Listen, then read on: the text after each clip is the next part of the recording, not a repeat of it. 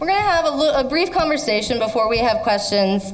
Rafael Cestero, as I mentioned, is the president and CEO of CPC and a co-sponsor of my paper. Before that, he was commissioner for New York City's Department of Housing, Preservation, and Development, and has spent his whole career in affordable housing. He has been at CPC since 2012. Jimmy Otto is the Staten Island Borough President. At the point of Sandy, he was in the midst of a very long tenure as the councilman for the 50th District in Staten Island. He was also the minority leader of the City Council, and he's been the Borough President of the borough since 2014. Jimmy is the other co-sponsor, and I went to Jimmy when I decided to write this paper because he had been one of the people with whom I'd had conversations about somebody's got to write this down. And he's also, I think, one of the smartest, most ardent elected officials we have, and certainly on these issues. And CPC did a lot of the multifamily rehab transactions, and so brings kind of a different perspective. We all read a lot in the press about the single-family homes, less so on multifamily, which has kind of some of its own sets of challenges. So I wanted to talk to a few minutes to them just about starting with kind of why do you think this paper was important? Why was it something that you all felt should be supported and done? Well, good morning, everyone. Holly, as expected, a fantastic job by you, and thank you so much for all the work that you did at HUD, for taking all the phone calls, for listening to all the rants, for the Sage Council, and coming to so many of those meetings. And thank you for the white paper, which I think we need to get into the hands of people like Chuck Schumer and Congress people, and they need to implement a lot of the changes. I wanted to see this white paper done because I know there needs to be a candid, honest assessment of the recovery. And I have been very critical throughout at times, but let me start out by saying I know this is difficult. And as I think Holly did a great job of framing this, that there are no villains. But the reality is I can line this room with Staten Islanders who will tell you that the recovery was worse to them than the storm itself. And that means we as government made mistakes. And it's easy today to put everything at the feet of Amy Peterson, who heads up Build It Back, who is an earnest public servant who has done a great job. I think that does a disservice to the 24 Staten Islanders who passed away, to the hundreds of Staten Islanders and other folks impacted by the storm. And I think it does a disservice to future New Yorkers because it doesn't speak about the process candidly.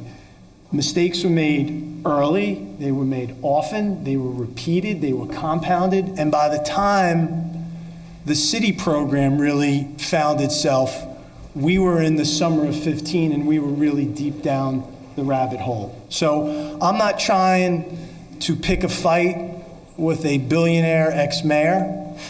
I had plenty of battles with that administration back in the day. I'm not trying to tug on the current mayor's cape. But I owe it to my constituents to ensure there's a process that is frank about what went wrong. And I don't mean to be defensive when I say this.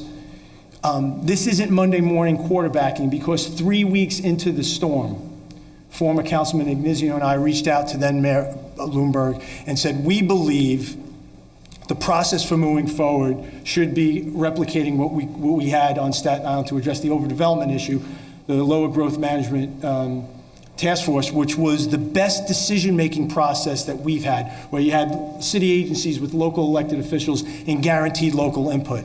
And my hope is, and my expectation is, Holly, that your white paper will instigate and encourage others, academia, other not-for-profits, to go back and say, this is what we got wrong, this is what we need to fix so that we won't repeat it. And I will close with this.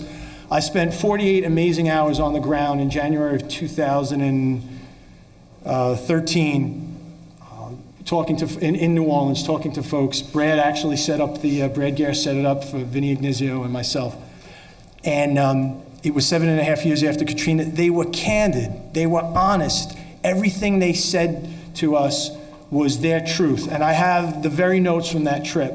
And just about everything they said was prophetic. I have talked about that trip in almost every conversation. And they told us what they got wrong, and we need to do that. We need to do that for future New Yorkers. We need to do that for the next municipality or town that suffers some of the pain that we did.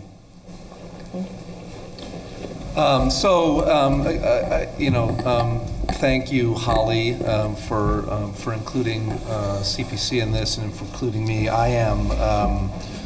While I have both experience and when I was at Enterprise Community Partners working post-Katrina in New Orleans, and obviously the experience of working post-Sandy here in New York, I don't have nearly the depth of experience that these two do, or the real-life stories on the ground. So, I really am proud to be a part of this, because I think, to the borough president's point, we owe it to everybody to understand what worked, what didn't work, and how we get it right going forward.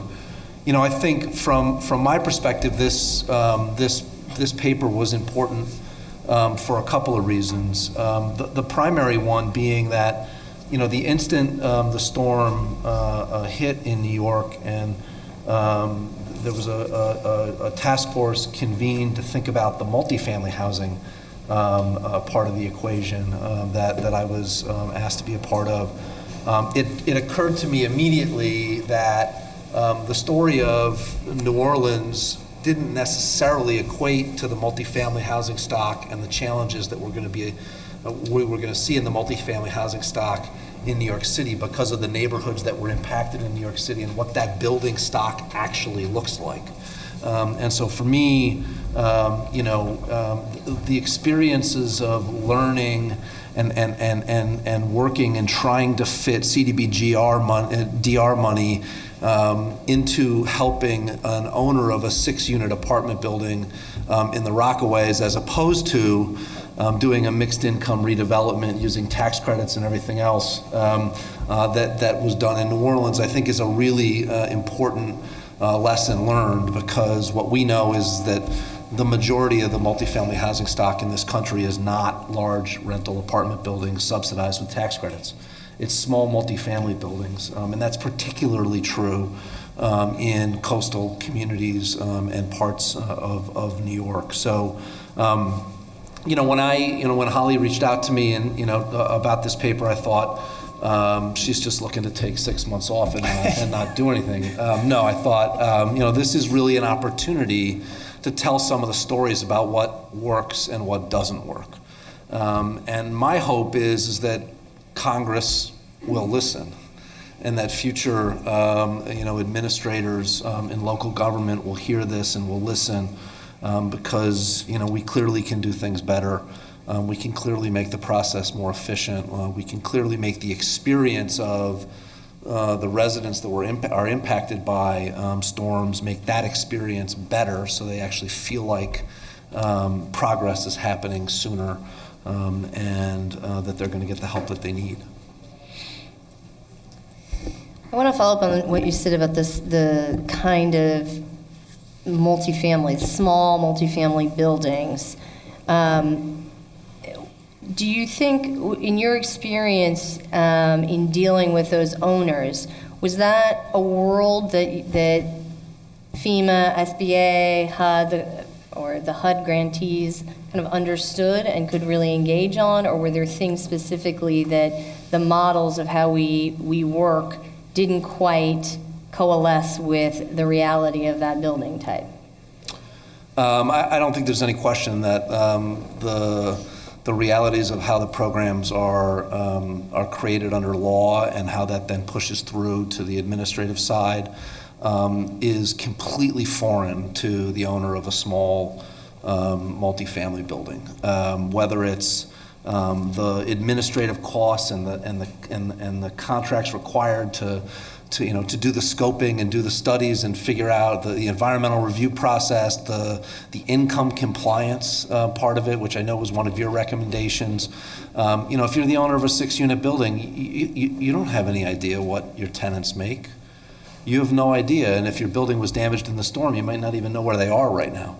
And so that whole process for multifamily buildings is really driven around larger multifamily buildings, public housing, subsidized housing, and it works for that because there's a mechanism to gather all of this information, and there's an infrastructure of a management company or an owner entity that's a business. The folks that we were dealing with owned these properties and they had full-time jobs.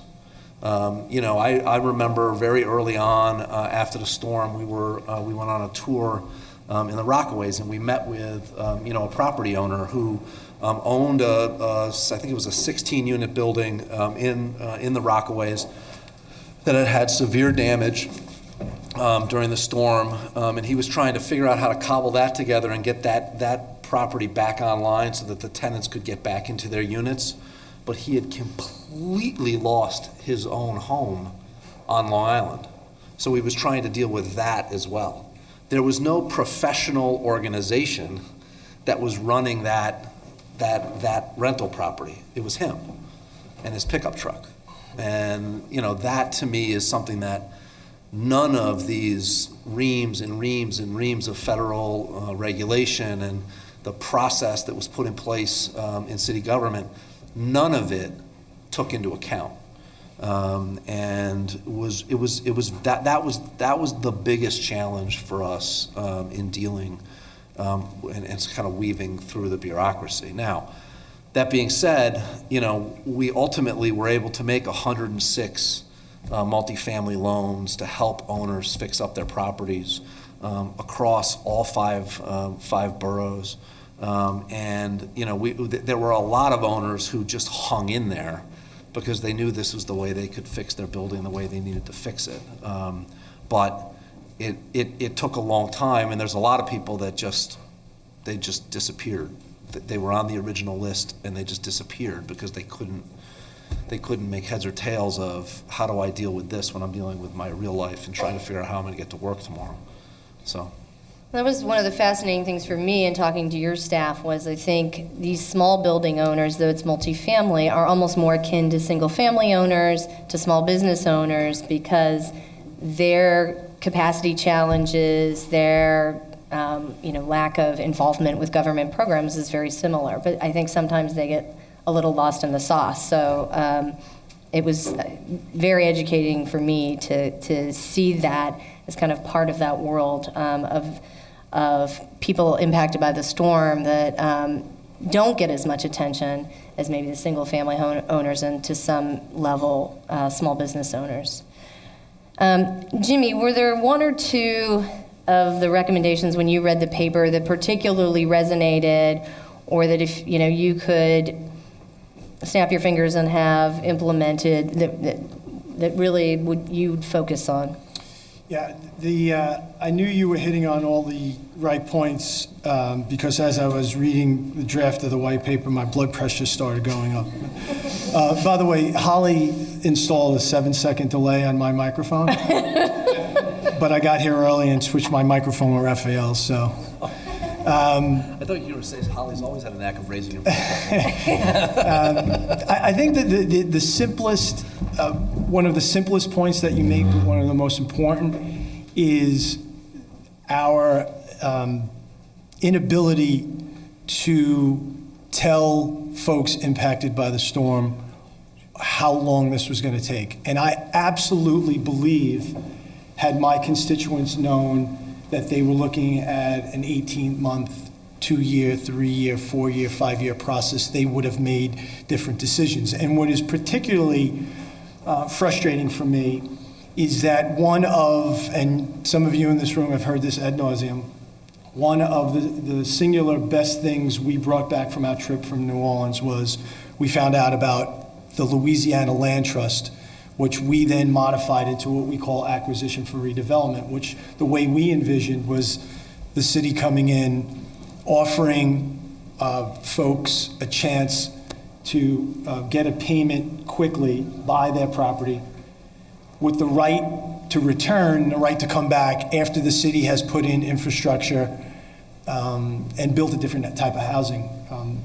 For those of you who don't know, many of the folks impacted in my district were in what were once bungalows, living in communities that don't have storm sewers, that are 2 and 3 and 4 feet below sea level. So the idea was, this is a tragedy, we've lost lives, let's really honor those lives and let's maximize the moment and let's acquire as much property as possible, knowing that we're not going to acquire all of it, and maybe somewhere down the line, eminent domain might have had to come in to sort of finish out the puzzle, but let's get as blank a slate as possible, and let's put in the infrastructure, let's put in a different housing typology. And I was willing to grab the third rail of politics on Staten Island and say, I'm open to the notion of replacing all these substandard bungalows with attached housing, 3-4 story with open space.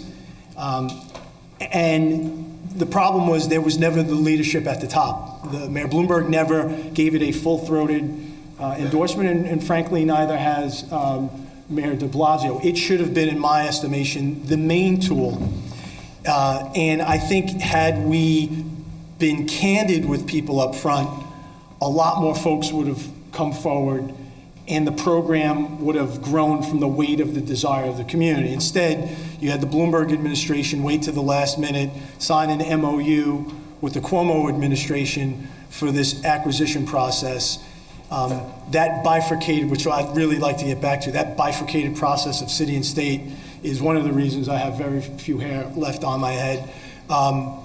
But if we would have told people early, I think they would have come forward. By the way, P.S., fast forward to the end, while we argued about whether it should have been pre-storm or post-storm value, the city is now, on the hard cases, willing to offer homeowners a premium just to be able to acquire. Had we told people up front the time frame, I think it would have given a lot of momentum to acquisition for redevelopment. That would have decreased the overall population on Build It Back. It would have been much more focused and much more concentrated, system, and I think it would have been much more efficient. That's one. The second one is, which I think is absolutely on point, is the portal. As I have in my draft, as I was reading it and making notes, I wrote the phrase, I heard it somewhere, I guess. I don't want to claim ownership of it. The fog of recovery, that's real. And we just unveiled on Staten Island, in the midst of an opioid crisis without PPS, a portal that mimics what they did in, what state? Maine, or this one-stop shopping idea. I think that is absolutely critical because, as you say so well in the paper and you said earlier, these folks are frazzled. And to expect them to go track all of this down and understand this is foolhardy. But you touched on so many other things, Holly. The case management issue is something we heard in New Orleans. And rapid repair is the name of the concept. The concept is shelter in place. Could be a good one. I don't know, because I think the execution of rapid repair was bad. All of those mistakes we made on a customer service end, on a case management end, that we told the public we wouldn't replicate with Build It Back, we did. You talk about the case management. Where's my friend Laura Sword, who has done incredible work on case management, who typifies the value of having effective case management. And so there are lots of them, Holly, but the portal is, I think, one of the more perhaps difficult but important ones to achieve. And honesty and candor and frankness is one of the easier ones, or the simpler ones, maybe not easy, simpler ones that we have to achieve next time. Yeah, Holly, if I could just, the information flow question is such a real point. You're right, you read the recommendations, and I know you don't intend it this way, but it kind of seems like, oh, well, of course, we just should communicate better. The reality is that's a lot harder to do than we think. And even as we got into implementing the small multifamily building part of Build It Back that we were working on, even then, and that was 2 years later, the information was still sketchy and spotty. Can you do this? Can you not do this? How does can you fix that? Can you not fix that? And it made our people crazy. I mean, we had at one point, I don't remember what the high point was, but we had 8 or 10 caseworkers whose job it was to work with the owners through the process. And every day there was something new that came up. So it's both at the time for sure, and as early as possible, and particularly around timeframes, I hear that. But the legislative authority to do this stuff is so complicated that it makes consistently good information damn near impossible. And that's a big part of what I think, we really have to get at, which is, does Congress want these dollars to be more easily accessible, right? And if they did, then we should make the legislative authority simpler. Yeah, well, and I easier to think use. that also gets to the point of having a standing program. The way that these programs have worked after each disaster is new legislation is created from scratch by Congress, as though this has never happened before, and then HUD issues a new federal notice with changes from the last one. There is not consistency because it isn't a consistent program. And I think one of the benefits of creating a standing authority would be that HUD would be able to kind of really put its heads together and say, what are the things that should be consistent and standard from one disaster to another? That occurs somewhat on the fly, but you could have been the world's expert on the Katrina regulations, and that doesn't mean that you're going to be an expert on the Sandy regulations necessarily. And I think that does create bigger issues, and also gets to a point about how sometimes consultants have led grantees down a primrose path where they were the experts on, Ike, but that doesn't necessarily mean the advice they're giving the Sandy grantees was the right advice. Can I go back to one of the points I made that's a little bit down the line of the flow of the money from the federal government? To make things even more complicated, we had this challenge of the relationship between the city and the state. And while the politicos in the room or out there might want to frame this as a byproduct of the relationship of the current governor and mayor, it existed with the previous mayor and the current governor. I have in my notes written down from the New Orleans trip, 4 stars, boxed out. It was relationship between city and state, who is controlling the money, huge issue. And at that point, we didn't know when we were down there where the money was going. And actually, on the second day, probably in that meeting, at some point, then Deputy Mayor Kaz Holloway came in and broke the news that the city was going to be getting some of the money. When you represent an outer borough like Staten Island, you want local decision-making. It's one of the reasons why I mentioned we were so adamant about wanting the growth management task force back, and then Mayor Bloomberg refused. We normally think that we're better off the more local the decision-making. So we were, I think, happy that some of the money was going to the city. In retrospect, if you were to ask me today, knowing what I know, how would you do it over? I think there's an argument to be made that we on Staten Island would have been better off had all the money gone to Governor Cuomo. Because the relationship in city and state has just added another challenge on top of the federal stuff. And the example is we ended up with the acquisition for redevelopment. We ended up, after many meetings, you were at many of them, Holly, many of our task force, our monthly Sandy task force meetings, where we said, enough. City, you do your own acquisition. State, you do your own. And the divide of the money was, and that divide of responsibilities created a whole host of other challenges. I mean, I think the point you're making, which is similar to another one of the points you make, is that forget about our own parochial politics here in New York. Having one entity administering the money, wherever you are, makes sense. because you're not getting, you don't have different programs from different places. So in New Jersey, it was administered by the state, right? I mean, in New York City, we had two separate entities. Even if the politics and the relationships between governors and mayors had been perfect, it would have been more complicated. And let me take that just down. having it administered in one place. Let me take that down to an even more micro level. And then when, let's say, you are on that level, let's say it's the city level, then there has to be a leader empowered to carry out the program.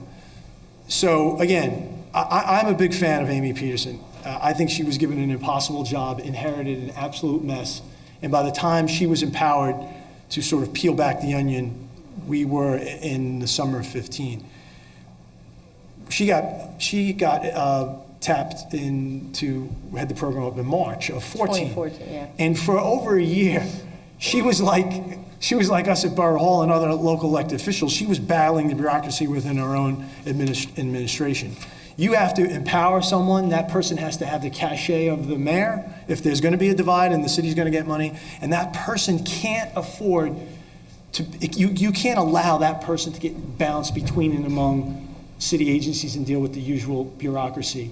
That person has to go into a room and have the power of the mayor. And then when you add, and I think we've talked about this and you talk about this, when you add city OMB and all of that to the process, that adds all kinds of delays. So it's about the one main takeaway they drilled over and over in New Orleans, simple phrase, leadership and resources, leadership and resources. We ended up getting the money. It was a different FEMA, so we didn't get the Katrina level money, but we got money. And leadership, frankly, at various levels, needed to be stronger at times, and you needed to have it laser-like focus, and that was not there at times, and that led to some of the delays. I mean, I'm not sure that even if all the money had gone to the state, in cases like the Gulf Coast, what ended up happening is the money went to Louisiana, but then New Orleans was a huge subrecipient. So it changes the relationship, and frankly, that's what happened. I was at the Lower Manhattan Development Corporation after 9/11. Yes. Similar thing where the state got the money, but then the city was a large subrecipient, and I can tell you that I have imprinted on me Dan Doctorow standing in a hallway screaming his head off at the state head of LMDC. I mean, it was a nightmare dealing between the state and city then as a subrecipient as well. So I think that structure, maybe that's a New York thing. Because I can tell you that the HUD folks in DC have said that most grantees have worked together a little bit more collaboratively. I mean, I don't want to gloss over or let anybody leave here with the notion that the Katrina process was perfect and worked seamlessly and money flowed on time and easily and simply. So that's why my original comment, I think, goes back to the original source of these dollars, which is congressional legislation that gets rewritten every time there's a storm, and it gets changed and it gets rewritten differently. And frankly, I don't think the intent of that legislation is for localities to be able to seamlessly and easily deliver the resources to the people that were impacted by the storm. I don't think that's the intent of the actual legislation. What's the intent? I think the intent is to show political support, but to tie it up in ways that helps Congress feel like they have control over how localities are spending the money, and it's a police mentality rather than a get out there and get the money into the neighborhoods mentality. Interesting. Looking forward to hearing Marion's response to that when she's on the panel.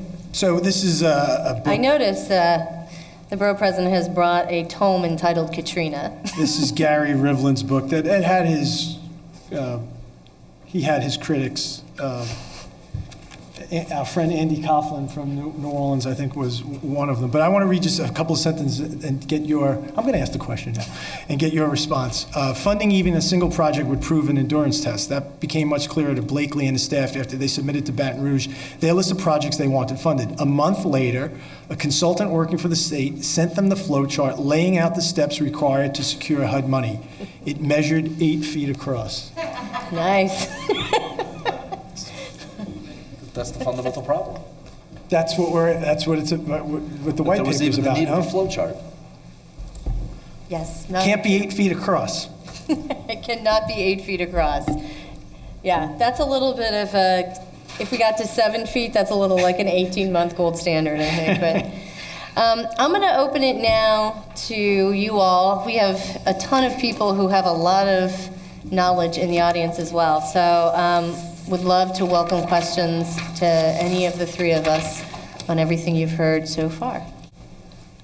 I'm sure you have thoughts on this, Jimmy, too. I think that's a really excellent point, and I think that is one of the things that if we had to do it all over again, that's a very good question. The borough president referred to those early days when he and Councilman Ignizio were looking at a few of the neighborhoods and wondering if they could do something larger scale. And I remember I was at the time working at New Yorkers for Parks, just a parks advocate, and he called me and said, "Can you get me in touch with Secretary Donovan at HUD? We got to do something big here. We've got to do large-scale planning. This can't be house by house." And, you know, as he mentioned, the politics just didn't align in that moment. I think the critical thing to what you're saying is we've got to be doing that work now. We should have been doing it then, but we've got to be doing it now, looking at communities at a community-wide basis and making those plans. What North Carolina did so well after Floyd that enabled their recovery to go much faster after Matthew was they had on-the-shelf plans for if something happens again and we get federal funding, this is what we're going to do. And they had all these community plans so that they could hit the ground running and implement those when they got funding from FEMA and some HUD funding after Matthew. And that was all done after Floyd to be prepared with the recognition that this is going to happen again. And it did, and it will. And I think that is a critical component of having that more community-based approach. Yes, for sure, to the degree there are resources. I mean, I think what North Carolina found is they could make incremental progress on it with their state resources, but you're not going to be able to do it en masse probably until you have more federal funding, but it's an important start. So one of the lasting takeaways of the New Orleans trip for me is the mental image of driving block after block in the lower Ninth Ward and seeing the jack-o'-lantern sort of one house raised, the other house not, the other house abandoned, and being warned not to allow that to happen. You drive my old council district, you drive Midland Beach right now. Holly, you and I famously stood outside of the raised house right next to the former house of the former Civic Association president, and you see that. And I think that's a byproduct of sort of the one-off. The other thing that comes with that one-off approach is the cost. I have a comment, an email I got from a friend of mine who was a victim or someone impacted by Sandy. She said, "I say it's insane to spend $1 million on one home while others are still unprotected. 8 homes on my block cost over $8 million to build. And these homes were not, their value of these homes weren't close to $1 million. And I just think if you drive Midland Beach in particular, and you look at it and you think of all the heartache and all the time and all the energy and all the money, and you ask yourself, is this the best we could have done? It's certainly not, because you're seeing the up and the down, and so yeah, that sort of, it netted out that it was kind of like a one-off and a one-off, and then you get to the point where you're years into it and you're like, let's just get people home. So we take a magic wand out, we waive all land use regulations that we had fought in favor of, and we embrace the bad policy just to get people home, because people are out of their homes for years at that point. And we give birth to what we're calling second generation Sandy problems, which will be C of O issues down the line. Yeah, no, I think that's a very good point. Well taken. On the first point, this is something, and I didn't talk about it a lot in my intro because I know Christy Peel is going to talk about it, but one of my recommendations is that in that initial outreach, I think one of the things we saw in Sandy was that government is not the best situated to know how to reach people, particularly the people that are most in need, who maybe don't speak English, maybe are elderly, don't leave their homes a lot. And so it's absolutely essential to rely on place-based community organizations that know the population, know that area already, and have that trust built up. I think what we saw in Sandy is that some of the initial, when external consultants were hired to do that outreach, most of the groups had to go back and do that over again to reach those populations. And so I completely agree with you, and that is one of my recommendations, that there should be more reliance, less on external consultants, more on people who are place-based organizations that really know how to reach those difficult-to-reach populations. Totally agree with you on that, and that is money well spent to fund those organizations to reach those communities. On the second one, I can speak to that, but I don't know, does anyone else have thoughts about what you do in places that don't have as many of those groups and where there may be distrust? I think there were parts of Staten Island, right, that fell into that category. They had a fantastic councilman that they loved and trusted. Ignazio, yes. I got no respect. Listen, Staten Island is such a, it's just different yet again than the rest of the city. I mean, all kidding aside, I mean, local Vinny, certainly, local electeds are so, it's such a grassroots job that you act as of all of things. And we had the Midland Beach Civic Association that was very active, and then you saw probably the most successful Sandy-related initiative on Staten Island was the state and the governor's buyout, and that came from a community, the Oakwood Beach community, residents actually coming together. So Staten Island is just it's an odd duck in many ways, and it's just this, it's usually led by individuals, whether they're electeds or just individual citizens, so. I mean, think this, go ahead. I was just say, I think the point you make about the distrust is a really big one. And most people live their entire lives and they don't interface with government at all. And then you have a storm, and it's their lifeline to be able to get back into their home. And so I do think that the community-based organizations play a huge role in that. I think local electeds play a huge role in that for sure. And in places where there isn't a good infrastructure of community-based organizations, I think you have to find the local institutions that people go to, schools, churches, synagogues, whatever it is, because that is the connectivity, and that is a way to help break down what is always going to be an inherent mistrust of the old adage, we're the government and we're here to help you. And so I think you have to, you got to find it one way or the other. And I think this should be part of this community planning process that we're talking about now, that I really think the city has started but needs to be doing with much broader, a broader scope and with more urgency. Part of that should be exactly this, identifying where are there holes in the community network and how can we tap people who can help fill that. When I was at HUD, we had a meeting about disaster recovery with the various local agencies that HUD funds to do housing counseling. And I think the expertise there was phenomenal, and I think finding those and making sure that there's enough of those agencies around that can cover it should be part of any kind of community planning effort, because I really do think that Sandy highlighted how essential those groups are, for sure. Holly, I would be remiss if I didn't mention the fact that on Staten Island, I'm looking at Len Garcia Duran, and the folks at City Planning are, in fact, trying to be proactive and look at some of those communities and changes that have to be made. So,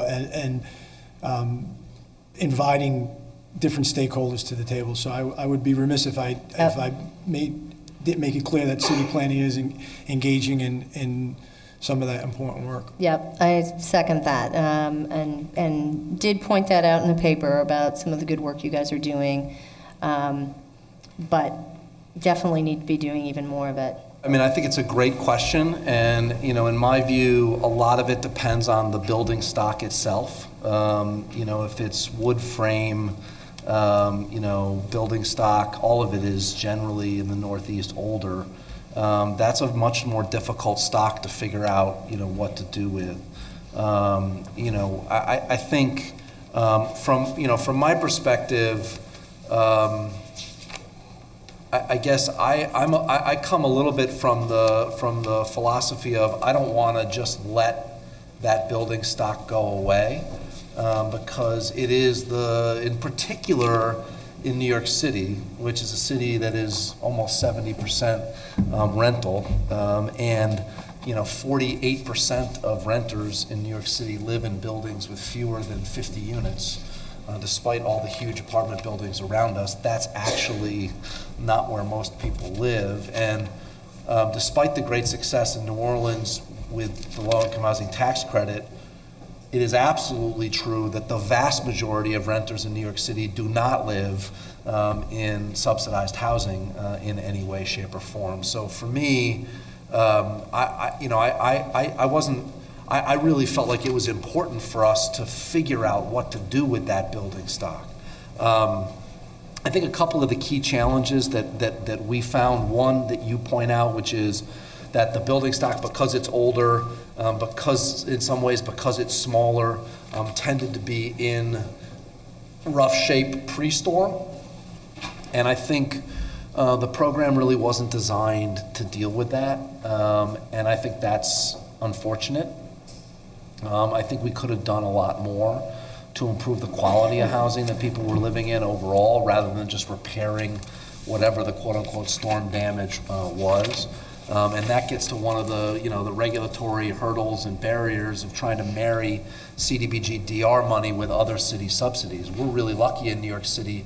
HPD actually has significant and sizable programs that it uses and has used for decades to invest in the building stock, the smaller building stock in New York City. But it was very, very challenging to figure out how you make those things, work together. The income certification issue is a big one. You tell an owner he's got to go get, tenants to certify their incomes, and most of them say thanks, but no thanks. And so I think you have to design a program whose intention it is to help that population of building stock, and recognize that the owners that own that stock are not the sophisticated, owners of multifamily housing, and you have to accept what comes with that. Paperwork is a challenge.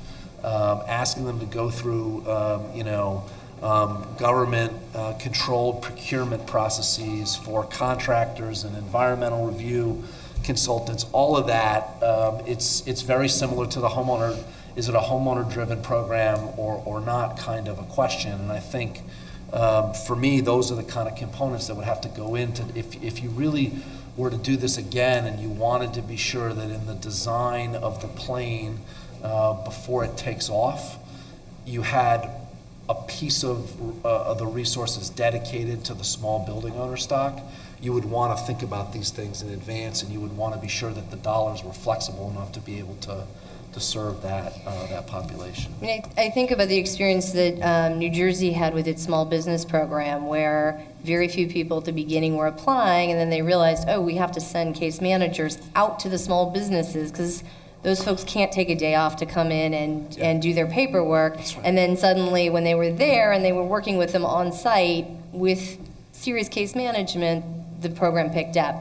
I think That's what happened. Raphael's, CPC did that kind of case management with small multifamily business owners, but I do think it's not something that necessarily comes to the minds of people shaping the programs. I mean, it wasn't even something on my radar screen until I left HUD and started talking more to multifamily, but I think it's another thing that grantees should be informed of early, that, you know, these are populations you're going to need to do hand-holding with, you're going to need to do more case management. Don't assume that these are, you know, big, sophisticated landlords who know how to do this already. You know, they need to be treated similarly to small business owners and single-family home. But so I agree with that 100%. I want to emphasize, though, that many of the things, the recommendations that Holly's report makes, that would streamline and simplify the programs and the processes and make them more standard, will only benefit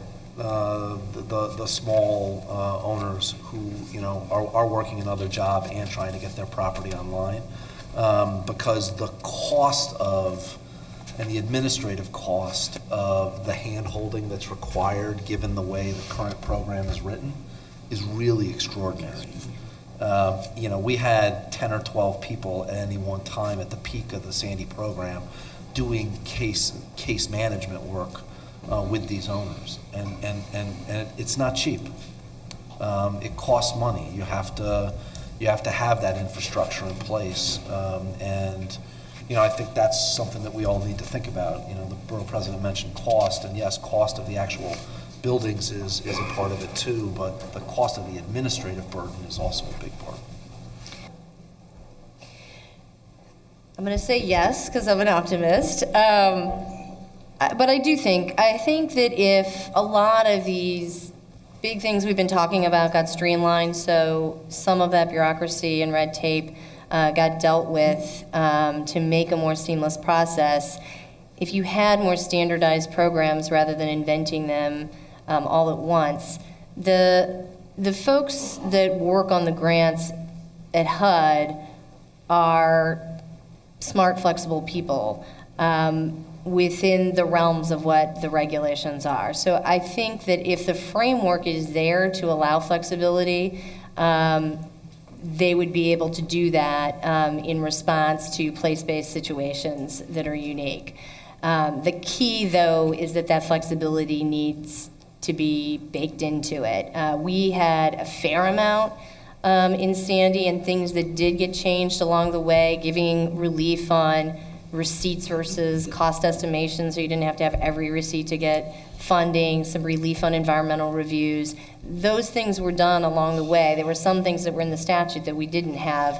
I think FEMA is similar. There needs to be flexibility that's built at the top because the people on the ground want to try to be responsive, but then that needs to get done by having integrated, thoughtful regulations and statutes at the top, because I do truly believe that people on the ground are trying to figure out how to get to yes, but that framework at the top is essential that gets rationalized. You're an optimist because you're a St. Louis Cardinals fan.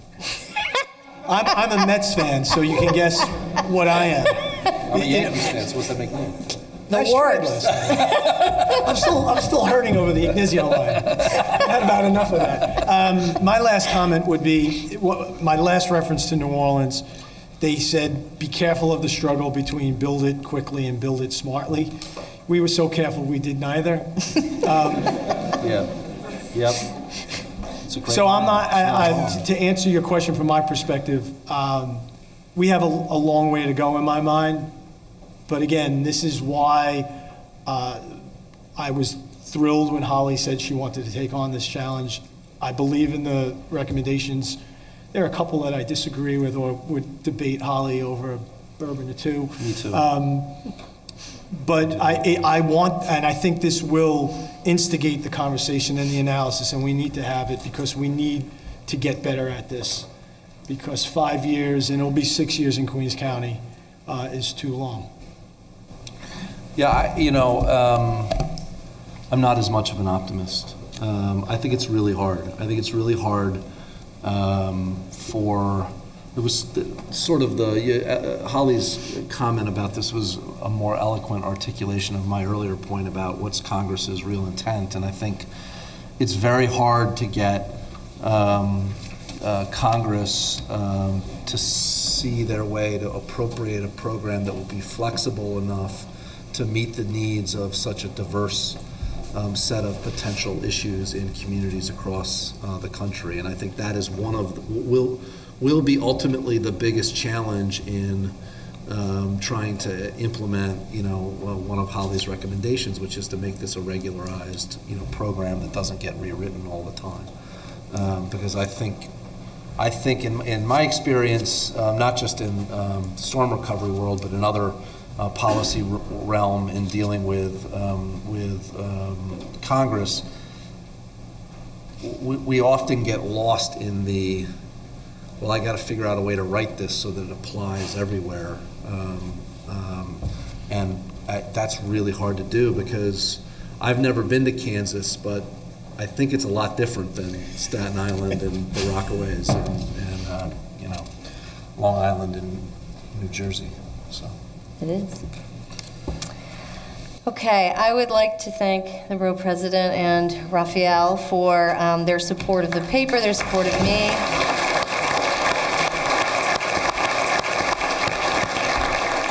And for their ongoing dedication to getting this right.